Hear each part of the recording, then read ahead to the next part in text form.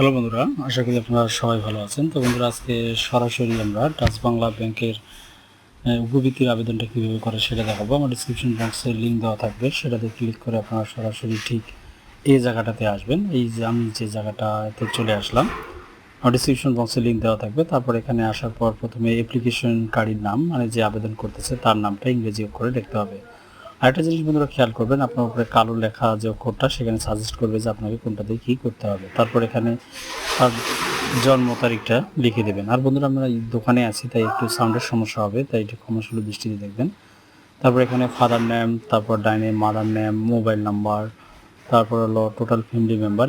এই ঘরগুলো আপনাকে পর্যায়ক্রমে পূরণ করতে হবে। তারপর টোটাল আর্নিং মেম্বার সেটা লিখবেন। যাই হোক, আমরা ক্যান্ডিডেটের মায়ের নামটা লিখলাম। তো টোটাল আর্নিং মেম্বার, এই পরিবারে শুধু তার বাবা ইনকাম করে, এজন্য আমরা শুধু এটা দিচ্ছি। তারপর প্রেজেন্ট অ্যাড্রেস দেবেন। প্রেজেন্ট অ্যাড্রেস ভিলেজ থেকে শুরু করে অন্যান্য যে ঠিকানাগুলো সেগুলো পর্যায়ক্রমে আপনাকে দিতে হবে, আমি দিয়েছি।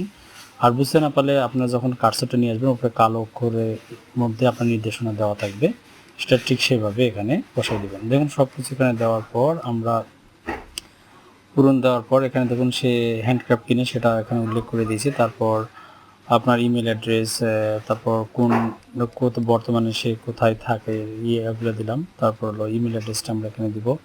তারপর লোকাল এরিয়া সেটা আপনারা এখানে বসাবেন। যাই হোক, ইমেল অ্যাড্রেসটা ফার্স্টে আগে দিই। তারপর লোকাল এরিয়া যেটা, মানে তার জমির পরিমাণটা সেটা এখানে দিতে হবে। শতকে কিন্তু পরিমাণটা দিতে হবে, এখানে 12 শতকে দেওয়া হলো।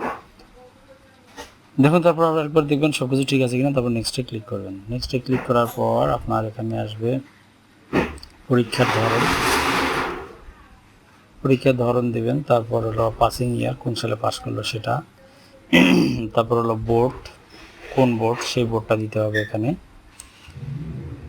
তারপর হলো আপনার roll number, station number, passing institute যে বিশ্ববিদ্যালয় থেকে পাস করেছে সেটা। তারপর এখানে জিপিএ কত, মানে 4 সাবজেক্ট বাদে, তারপর হলো 4 সাবজেক্ট সহ জিপিএ কত সেটা ওখানে দিতে হবে। তারপর স্কুলটা জেলা শহরের মধ্যে কিনা বা বাইরে সেটা সিলেক্ট করবেন, সেটা দিবেন। তারপর সিজিপিএ, মানে 4 সাবজেক্ট সহ তার জিপিএ পয়েন্ট কত সেটা, তো এর হলো 5 দিলাম।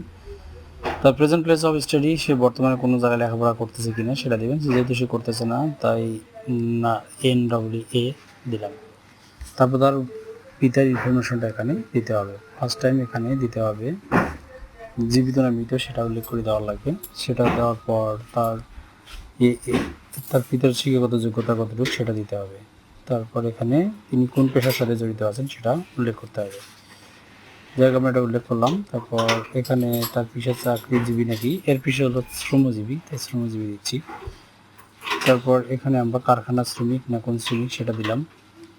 দেওয়ার পর এটা অটোমেটিক এটা না আসবে। তারপর তার মায়ের অ্যাড্রেসটা এখানে বসে দিতে হবে, যেমন এখানে আমরা বসে দিলাম তার মা হলো হাউসওয়াইফ, তাই হাউসওয়াইফটাই এখানে আমরা বসাই দিচ্ছি।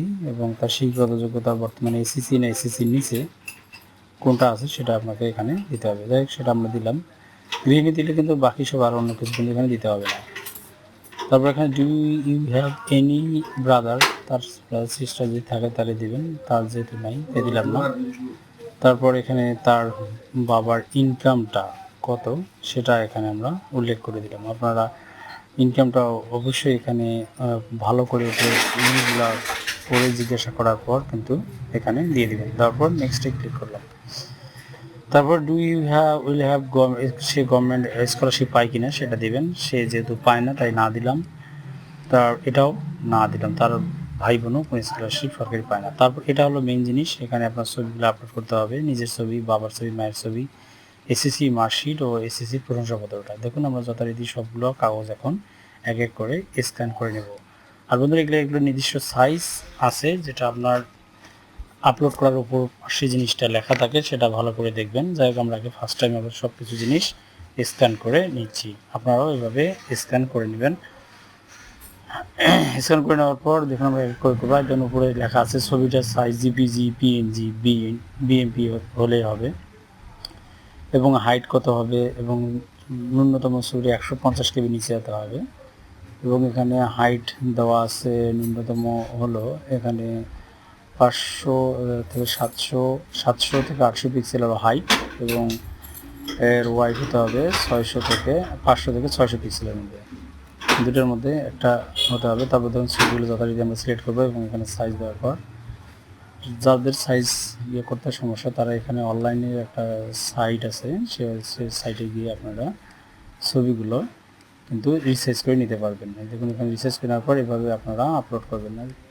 যাই হোক, আমি সব কিছু দেখালাম না, একটাই মাত্র দেখালাম। এই সিস্টেমেই সবগুলো করবেন, করার পর ক্যাপচাটা আপনারা কিন্তু এখান থেকে পূরণ করে দেবেন। যদি ক্যাপচা বুঝতে সমস্যা হয় এভাবে রিলোড দেবেন, দেওয়ার পর এখান থেকে যে ক্যাপচাটা আপনার বেশি সুবিধা মনে হয় সেটা দেবেন। তারপর ফাইলটা কিন্তু পুনরায় বন্ধুরা সাবমিট করার আগে পুঙ্খানুপুঙ্খানুভাবে বারবার চেক করে নেবেন যে আপনি কোনো ইনফরমেশন এখানে দিতে ভুল হয়েছে কিনা, কারণ একবার সাবমিট হয়ে গেলে আপনি চাইলেও আর ইনফরমেশন কারেকশন করতে পারবেন না। দেখুন তারপর আমরা সাবমিট করলাম, সাবমিট করার পরে এরকম একটা অ্যাপ্লিকেশন আইডি এখানে চলে আসবে। এই আইডিটা আপনার যত্ন সহকারে এই কাগজটি রাখবেন, করার পর এটা প্রিন্ট দিয়ে নিজের সংগ্রহে রাখবেন পরবর্তী ধাপের কাজগুলো করার জন্য। ধরুন এখানে অলরেডি একটা আইডি এসেছে, তারপর প্রিন্ট অপশন আসবে। প্রিন্ট অপশন আসার পর আপনি এখান থেকে খুব সহজেই প্রিন্টটা করে নিতে পারবেন। দেখুন এখানে প্রিন্ট অপশন করার পর প্রিন্ট হয়ে যাবে। এভাবে আপনি খুব সুন্দর করে কাজটা করতে পারেন। ধন্যবাদ।